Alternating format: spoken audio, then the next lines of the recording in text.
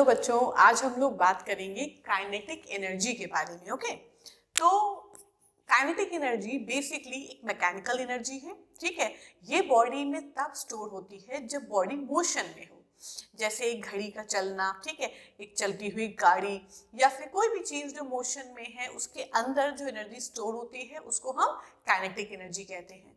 इससे पहले वाला मेरा टॉपिक है वो आप देख सकते हैं, वो पोटेंशियल एनर्जी के बारे में था, वो भी मैकेनिकल एनर्जी का एक फॉर्म है, तो ये बस को देख लीजिएगा। ठीक, ये सेकेंड पार्ट हम लोग पढ़ रहे हैं, that is your kinetic energy.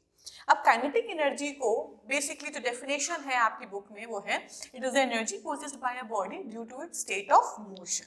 Motion में चलती हुई बॉडी में जो एनर्जी होती है दैट इज काइनेटिक एनर्जी। ठीक, अब ये जो काइनेटिक एनर्जी है आपके एग्जाम्स में बेसिकली आता क्या है, इसका डेरिवेशन है काइनेटिक एनर्जी का, वो डेरिवेशन आज हम लोग करेंगे। अब अगर मुझे काइनेटिक एनर्जी को कैलकुलेट करना है, काइनेटिक एनर्जी को कैलकुलेट करना है, ठीक, तो काइनेटिक एनर्जी को कैलकुलेट करने का जो तरीका होता है वो होता है वर्क डन निकालना। भाई ये आप पढ़ चुके हैं वर्क एनर्जी थ्योरम में कि जितना वर्क किया जाता है बॉडी में उतनी ही एनर्जी स्टोर होती है। तो अगर मुझे kinetic energy of a moving body निकालना है तो चलती हुई बॉडी का काइनेटिक एनर्जी कैलकुलेट करने के लिए मुझे निकालना पड़ेगा कि कितना मैंने वर्क किया उस मूविंग बॉडी को रोकने के लिए।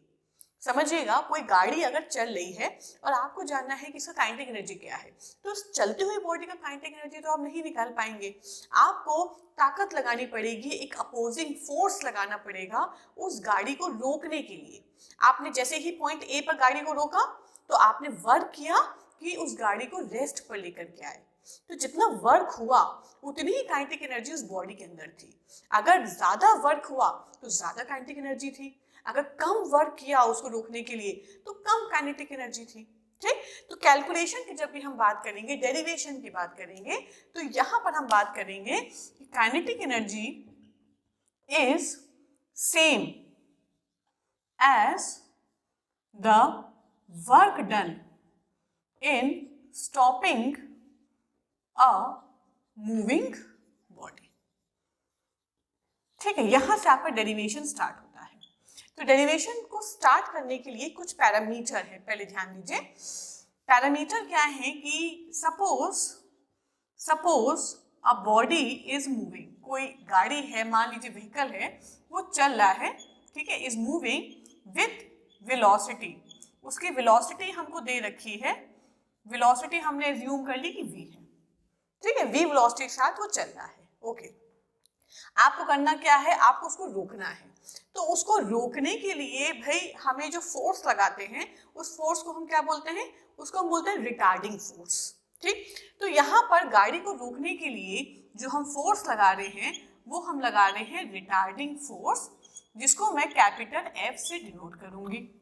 अब गाड़ी अगर चल रही है, आपने फोर्स लगाया, गाड़ी रुक गई, ठीक, तो वो तुरंत रुकेगी नहीं, रुकते रुकते रुकते वो कुछ डिस्प्लेसमेंट ट्रैवल करेगी।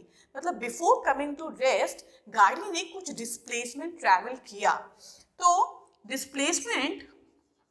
Displacement covered by vehicle, covered by body कह देते हैं, ठीक है, बिफोर रेस्ट, रेस्ट में आने से पहले उसने कितना डिस्प्लेसमेंट ट्रैवल किया, मान लो S हो गया। ठीक, अब हमें निकालना है वर्क डन। तो बच्चों वर्क डन का फॉर्मूला आप जानते हैं क्या होता है, फोर्स इनटू डिस्प्लेसमेंट, ये आप ऑलरेडी चैप्टर की स्टार्टिंग में पढ़ते चले आ रहे हैं। ठीक, ये जो वर्क डन है ये बॉडी को रोकने के लिए वर्क डन किया जा रहा है। तो work done in stopping a body है, और मैंने पहले ही कहा था work done in stopping a body क्या कैलकुलेट करता है, काइनेटिक एनर्जी। तो इसको हम काइनेटिक एनर्जी के बराबर कह सकते हैं। ठीक, ये जो फोर्स है ये बेसिकली कौन सा फोर्स है, ये आपका रिटार्डिंग फोर्स है, क्योंकि वो गाड़ी को रोक रहा है, तो इसको हम कैपिटल F बोलेंगे, जो मैंने यहाँ पर डिनोट किया है। और डिस्प्लेसमेंट कितना हुआ रुकने से पहले, दैट इज S। तो जो काइनेटिक एनर्जी है बेसिकली वो क्या हो गया, F इंटू S। याद रखिएगा ये रिटार्डिंग फोर्स है, इसको मैं इक्वेशन नंबर 1 से डिनोट करूंगी। अब आपने पढ़ा होगा इक्वेशन ऑफ मोशंस। ठीक, तीन तरीके की होती हैं, v equals to u plus at, v square minus u square, s is equals to ut, कुछ याद है? उसी में से एक इक्वेशन हम पिक करेंगे, that is v square minus u square is equals to 2as। ठीक है, v माने क्या होता है फाइनल वेलोसिटी, u होती है इनिशियल वेलोसिटी, a एक्सेलरेशन और s डिस्प्लेसमेंट। ओके, अब देखो बच्चों, हमने एज्यूम किया है कि कोई गाड़ी मूव कर रही है जिसकी वेलोसिटी v है, तो ये जो वेलोसिटी v है ये इस गाड़ी की क्या हो गई, इनिशियल वेलोसिटी हो गई, और गाड़ी को हमने रोक दिया तो उसकी फाइनल वेलोसिटी क्या हो गई, 0, क्योंकि गाड़ी रेस्ट पर आ गई ना। तो यहाँ पर फाइनल वेलोसिटी तो 0 हो गई, इनिशियल वेलोसिटी को हमने v से रिप्रेजेंट किया हुआ है, तो मैं यहाँ v स्क्वायर मैंने बोल दिया इज इक्वल्स टू 2। अब ये बताओ कि गाड़ी रुक रही है, ठीक, गाड़ी रुक रही है, अगर गाड़ी आपकी रुक रही है तो उस कंडीशन में यहाँ पर एक्सेलरेशन होगा कि रिटार्डेशन होगा।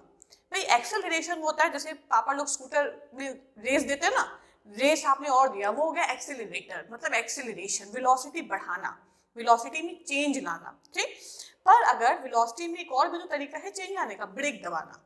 अगर आपने ब्रेक दबा दिया तो वेलोसिटी घट गई, वो एक्सेलरेशन नहीं, वो रिटार्डेशन होता है। Retardation is negative of acceleration. ठीक है, एक्सेलरेशन माने वेलोसिटी को पॉजिटिवली बढ़ाना और रिटार्डेशन माने वेलोसिटी को घटाना। तो यहाँ पर गाड़ी रुक रही है मतलब वेलोसिटी घट रही है, तो यहाँ पर मैं a नहीं, यहाँ पर मैं -a करूंगी, ठीक, क्योंकि ये रिटार्डेशन है। ओके, तो यहाँ पर देखो बच्चों क्या हो गया, यहाँ पर अगर मैं माइनस और माइनस देखो कैंसिल हो जाएगा ना, तो इसको मैं v square is equals to 2as कह सकती हूँ, s को मैं यहाँ पर v स्क्वायर अपॉन 2a कह सकती हूँ। अब ये s की वैल्यू को उठाइए और यहाँ पर इक्वेशन 1 में s की जगह पर पुट कर दीजिए। ठीक, तो चलो भाई देख लेते हैं, काइनेटिक एनर्जी में हम यहाँ पर पुट करेंगे F into v square upon 2a। ठीक है, और ये जो फोर्स है ये बेसिकली क्या है, रिटार्डिंग फोर्स, तो इस फोर्स की जगह पर हम क्या पुट करेंगे, मास इनटू एक्सीलरेशन, क्योंकि एक रिटार्डिंग फोर्स है, मतलब उल्टे डायरेक्शन में लग रहा है, बॉडी को रेस्ट में ला रहा है, इसके लिए जो एक्सीलरेशन है वो बेसिकली रिटार्डेशन ही है, मतलब इसमें नेगेटिव की जरूरत नहीं है क्योंकि ये फोर्स रिटार्डिंग फोर्स है। तो रिटार्डिंग फोर्स के फॉर्मूले में रिटार्डिंग एक्सीलरेशन ही पुट हुआ है। ठीक है, आप इसको नेगेटिव मत पुट करिएगा, नेगेटिव यहाँ पर है। चलो अब यहाँ पर वैल्यू सब सब्स्टिट्यूट कर दो, f की जगह पर ma मैंने पुट किया, यहाँ पर v स्क्वायर अपॉन 2a, ये और ये कैंसिल, तो काइनेटिक एनर्जी का मेरा फॉर्मूला आ गया हाफ mv स्क्वायर। तो ये आपका फॉर्मूला है, m माने मास, v माने वेलोसिटी ऑफ अ बॉडी, जिस वेलोसिटी से गाड़ी मूव कर रही है। तो ये डेरिवेशन बहुत इंपॉर्टेंट है बच्चों, ये 10th ICSE बोर्ड में अक्सर पूछा जाता है। इसी से जुड़ा एक टॉपिक है जो भी एग्जाम में आता है, that is basically relation between kinetic energy and momentum. तो चलिए हम आगे देखते हैं।